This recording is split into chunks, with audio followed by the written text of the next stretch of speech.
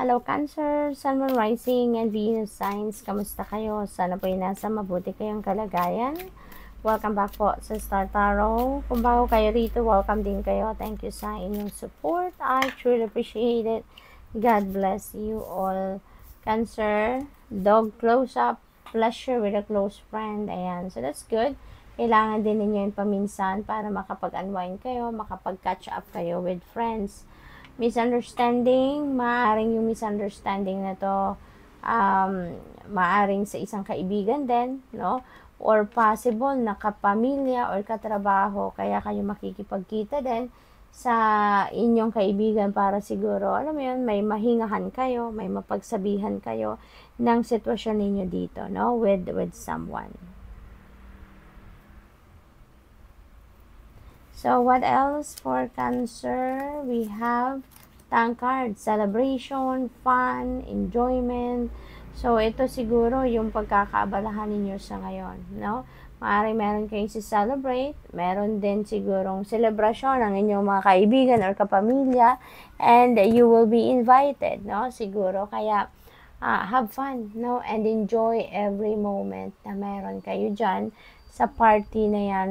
Kailangan din ninyo yan, ano? Minsan, lalo-lalo na kung marami na kayong ginagawa, kung lagi kayong maraming iniisip, so kailangan din ninyo na mag-enjoy, kailangan din ninyo na ma-break man lang, no? Kung ano man yung stressful situation na yan, okay? Kaya i-enjoy ninyo yan. Napakaganda. We have coins. Money will be coming to you. Maraming pera ang maaaring parating sa buhay ninyo dito, Cancer. So, good luck to that. We don't know kung saan manggagaling yan, ano? But definitely, there is money coming to you. We have chain of events that will affect your life. Maraming kaganapan sa buhay ninyo sa ngayon ang makaka-apekto sa buhay ninyo. Kasi parang may domino effect ito. Ano man ang kaganapan ito sa buhay ninyo, parang may domino effect siya na kunyari, isang parte lang ng buhay ninyo ang magbabago, pero marami siyang karamay, marami siyang kadugtong, kumbaga, no? What else? We have feather. Someone you know is undependable and insincere. Ayan. So, maaring madidiscover ninyo ito, no? Maaring this is close to your heart, no? Na taong ito.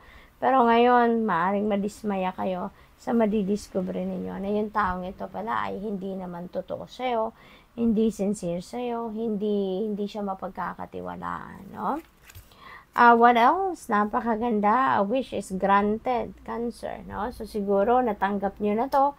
Kung ano man ang wish ninyo, maaaring natanggap na ninyo yan. Or, if not, maaaring wish is granted in the spirit realm at naghihintay na lang ng tamang pagkakataon, tamang timing, kumbaga ang universe para yan ay ibigay sa inyo.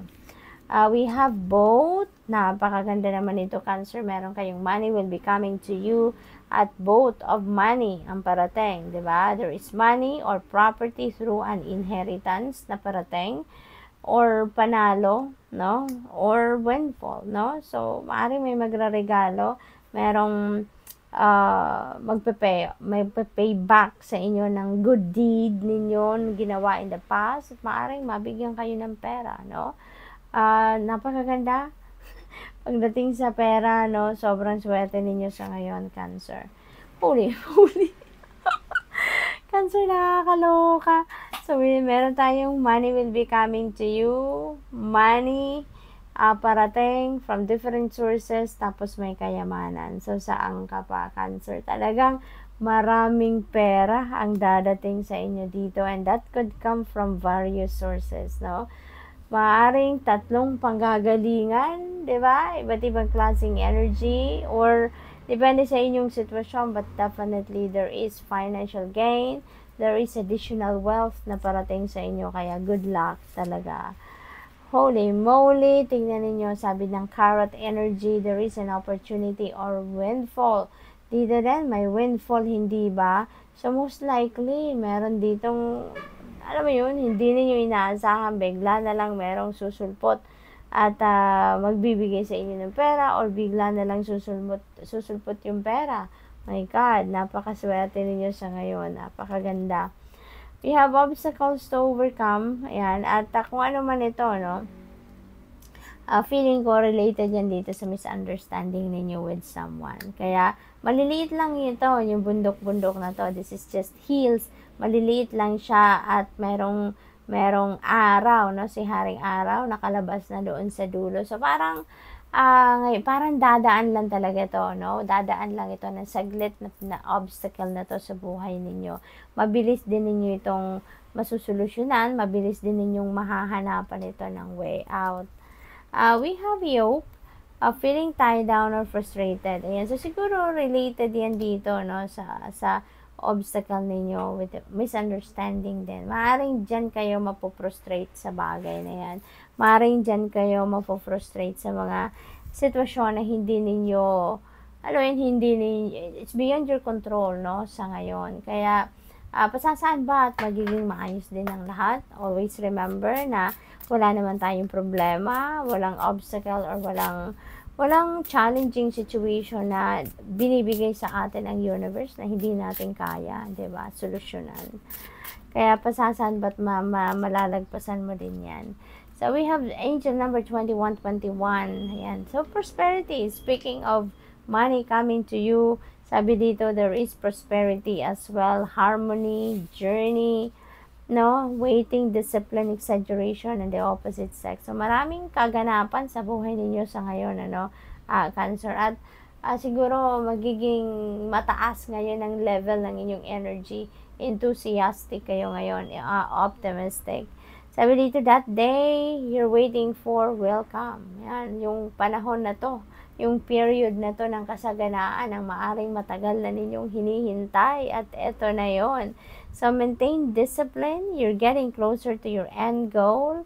There's no need to overextend yourself. Guard your energy to remain focused, okay? It will pay off. It's a climb, not an elevator ride. So, trust in you. What else? We have angel number 1313, starting fresh. Ayan, so merong bagong venture kayo nagsisimulan, bagong pintong magbubukas sa buhay ninyo. Sabi dito, step out of your comfort zone. Ayan, you are about to create something meaningful. All your skills and talents will bring you auspicious profits. Build up your confidence and trust in your decisions. Siguro yung mga, ang ibang kayamanan, ang ibang kaperahang dadating sa inyo, ay manggagaling yan dyan sa effort ninyo. Manggagaling sa paggamit ninyo ng inyong skills, talents, and gifts. No? So, most likely, ang iba dyan, siguro malaking bonus, no? May ibibigay sa inyo galing sa inyong employer, or siguro magkakaroon kayo dito ng financial reward for the job well done. Maaring isa yan, no? Sa pagmumulan ng inyong financial blessings. So, good luck. That's all I have for you for today. Thank you for watching. Love and light. Namaste.